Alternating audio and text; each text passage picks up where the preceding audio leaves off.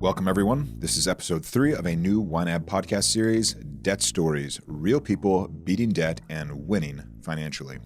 Today, I want to introduce you to Melissa and Andy, who live in the southeastern United States. Andy is a pastor, and Melissa is a stay-at-home mom. Like with many couples, Andy and Melissa haven't always seen eye to eye about how to handle money, and it wasn't until their debt reached $30,000 for the second time that they finally got on the same page. Today, we're going to hear how they paid off their debt and the surprising secret ingredient to their success, a jar of basil. Now, let's flash back 12 years to when Andy accepted his job in their current city. Yeah, we live in the Southeast, and we're kind of blessed to be in an area that has relatively high incomes and low cost of living. When we came from Southern California, we lived in a much smaller house because that was all we could afford. And we actually made a lot of money coming out of Southern California. We didn't hit the very peak of the market, but we were just after the peak when we left. And so we owned for 2 years and made a pretty good chunk of change. But when we got here, we kind of got wide-eyed because they were taking us around to houses and looking at houses. Man, this is incredible. Andy and Melissa were blown away by how much more they could get for their money. And as you can imagine, extra square footage was enticing to their family of 7. We have 5 kids. Our oldest just started college. She's 18, one 16, one 13, one 9, and one 6. So we have a first grade to freshman in college. They bought their first home in the Southeast and bit by bit began to rack up debt on their home equity line of credit. That debt was ultimately what attracted them to YNAB. Hey, maybe debt can be a good thing. So, wait. Of course, living beyond their means wasn't exactly a new problem. I would say for us, throughout all of our married life, which is over 20 years now, money has always been a point of difficulty and contention, and it's kind of been something that we had a hard time talking about, and it was also the hot potato that we would pass back and forth because one of us would deal with it for a while, get frustrated, then we'd hand it to the other one. Hot potato. Not fun and much less effective than budgeting. We had debt in excess of $30,000. The $30,000 doesn't include our mortgage. It was all in a home equity line. It was kind of the dumping ground where we would accumulate debt in other spots, and then we would kind of dump it in because it was smaller interest rate and made us feel a little bit better that we have debt, but it's not, it's the good, quote unquote, good debt. Good debt, it turns out, looks a lot like just regular old debt. We'd bought some cars, and those had been out of that home equity line, and we'd actually refinanced at one point and gotten rid of it, and then actually built it back up. And so really when we hit that $30,000, that was our second time around building it to that spot. Now that their home equity line of credit had hit $30,000 for the second time, Andy and Melissa's ears perked up when some friends mentioned their budget. In the beginning of 2015, we had some friends that were using YNAB, and they had been using it for quite some time and said, hey, this is a little bit different. You might want to try this. And they did, but it took a little trial and error to learn to love YNAB. I have to be honest, my initial reaction to budgeting was very negative. So my wife has always been the driving force to make budgeting happen and make paying off debt happen. This was not something of me leading it. It was really her leading me and encouraging us to really think about how that would happen. So we were paying it off when we started doing YNAB, and even in a slightly bigger way or faster way than we were doing it. But it was really about 8 to 9 months after we started doing YNAB that we really decided we're going to take this much more seriously. And it was actually some of my wife's actions that made that happen. Melissa, it turns out, was a natural budgeter. What prepared her? I think part of it was just how I grew up versus how Andy grew up. We, growing up, did not have a lot of money, but how we spent it was just, we were very, very frugal. And so being in debt was very concerning to me. It felt very unsecure. That was very difficult in like how we were communicating, because whenever we would try to talk about money, we would start fighting about it.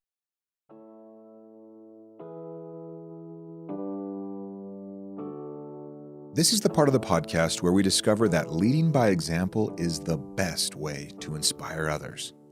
In January of 2015, I found a little savings challenge on Pinterest. I kept it a secret, and I had a little spice jar in my drawer and just started socking away money. And then that was in January. In March, we started YNAB after a fairly large fight. It was kind of the point where we realized we had to do something. Since they had started giving every dollar a job in YNAB, it became difficult for Melissa to keep her Pinterest savings challenge a secret. But she got creative. For example, if she was returning something to the store, she'd ask for cash back and set that aside. Throughout the year, I thought, what am I going to do with this money? And I wanted to do something at Christmas time. But in the meantime, I'm like starting to build up what was for us a fairly substantial amount of money. Then Melissa had an idea. She'd heard about a website called mapyourprogress.com that we featured in episode 189 of this show. It offered coloring book style posters. The idea behind the posters is that as you work towards a goal, you color in a new section of the artwork to visually represent your progress. Melissa liked that idea, so she made her own. Then at Christmas time, I wrapped up a canvas and I wrapped up my jars of money. I want to say it was about $1,300, a little over. I was so excited. I'd been waiting for a year, and I was jumping up and down in the living room to hand this to him. Melissa's gift was a turning point for their family. When she presents this to me, I was thankful and dumbfounded, and then a little confused. After the initial shock wore off of like, wow, this is an amazing thing that she's done. And it's not just she figured it out on, the beginning of December, but she's been doing this all year. So we sat down after Christmas and did the math and started coloring. So we did a big kind of floral leaf design, and for every $100 that we paid off, we colored in a leaf. We went from paying off $30,000, what would have been, 30 years, paying the minimum, down to 10. And then when we started coloring, we thought it would take us 3 years. And that picture that sat on the wall kind of became a tradition for us every budget meeting of, okay, now we're going to take this down. We're going to have our budget meeting. We're going to color, and let's see how many we can color in this time. So we established Skinny January that month right after Christmas, and we slashed every category that we could. Like food got cut in half, clothing was zero, just stuff like that. All of our budget categories that could be cut, we slashed. So we got our 30-year debt down to about 15 months. We were a team, and we were communicating better than we had ever been before. We both might disagree about something, but there was ways to compromise, and it was so much better. Imagine that. Not only were they communicating better, Andy and Melissa had found a way to cut their debt repayment from 30 years to just 15 months. Incredible. We started seeing that we could get control of what we had, because I think before we were using YNAB, where our money went was just kind of a mystery. You'd look up sometimes and be like, hey, we got this amount, we can go and do this, or we can buy this. And then a couple months down the road, you'd come up against something like insurance and be like, oh, well, I guess we can't pay it all right now, or we're going to have to defer this. Why do we not have money in the checking account for this? So there was no understanding about where our money was going or what our money was doing. So once we started using YNAB, we had a much clearer picture, and we had better communication about who was spending what and how that money was transpiring. So, where did they cut back? I mean, I think over the year of doing YNAB up to that point, we'd kind of figured some things out. When we first started, things like eating out were much higher. And we realized, hey, we can do this easier and cheaper if we have stuff at home. And that was a huge adjustment, not only for me, but for our kids too, because they were used to, hey, if it's after church or we don't want to do something, then we'll just go out. But with a family of 7, you don't go out anywhere for under $60. Predictably, getting their kids on board was an entirely new step in their family's adjustment to budgeting. Well, when we first started, they were not excited, especially about Skinny January. They were not happy. But now they've gotten used to the fact that we have budgets. My son loves higher end shoes. If he wants a new pair of Nikes and we make him wait and we shop around and we say, sorry, buddy, we got we have $1.50 left in the clothing budget. You got to wait till next month, or you work hard and buy them yourself. Our oldest has been doing her own YNAB for about a year now when she started working. And it's been great. It's been great for her to learn how to budget. It's hard when all their friends are getting their own brand new iPhones and they go to Cancun on spring break and stuff like that, trying to help them realize that's not necessarily the best choice for our family. With their financial goals in mind, Andy and Melissa worked intensely at cutting back for short bursts of time, sometimes having as little as just $10 of spending money each per month. But as we all know, budgeting is a marathon, not a sprint.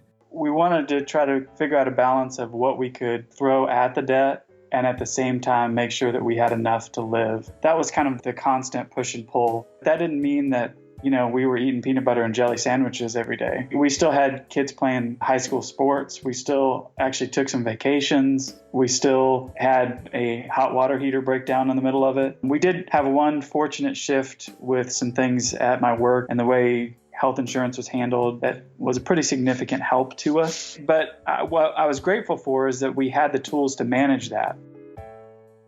I don't know that we would have done a good job of saying, okay, what do we need to do with this? This balance thing was Melissa's breakthrough. Budgeting wasn't just an exercise in cutting corners. It was an exercise in using money to create a life that her family loved. We were on vacation. I remember stressing because my kids wanted to buy a $6 coloring book. But then coming to the realization was like, wait, no, we have the money for this in our vacation fund, and it's okay to spend it. This is going to make our kids happy on vacation. Let's do it. That's definitely been a lesson I've had to learn. I don't have to be super frugal all the time. It's okay to spend this money and enjoy it because that's what we've set it aside for. Getting there wasn't easy, but they'd finally found their financial stride. When I asked how they managed to stay motivated through those skinnier months, even in the most difficult months, try to make it fun. I did a lot of baking with the kids, watching a movie on a Friday night, just naming something Skinny January. And I think also having our big 20 by 24 canvas on the wall in the kitchen where it was a visual reminder where we were at, how far we'd come, how far we have to go. Just the excitement when somebody would come over and say, hey, what is that? It was so fun to be able to tell them, and they would get excited for us. And it was a good reminder for the kids, too, when we would color in a whole bunch of leaves, and then they would walk in and say, wow, you guys did a lot today. Financial peace is among the best gifts you can give yourself. But, as Andy points out, their budget is about so much more than money. Some of the fighting that we had really wasn't about the money.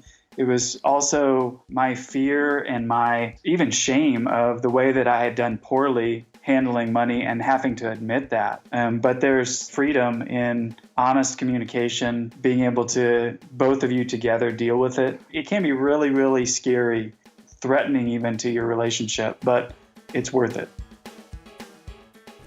I'll leave you today with one final budgeting tip. Melissa says if you try the Spice Jar Pinterest Challenge, be sure to choose a spice you really like, because that's what your money is going to smell like. Basil worked pretty well for her family.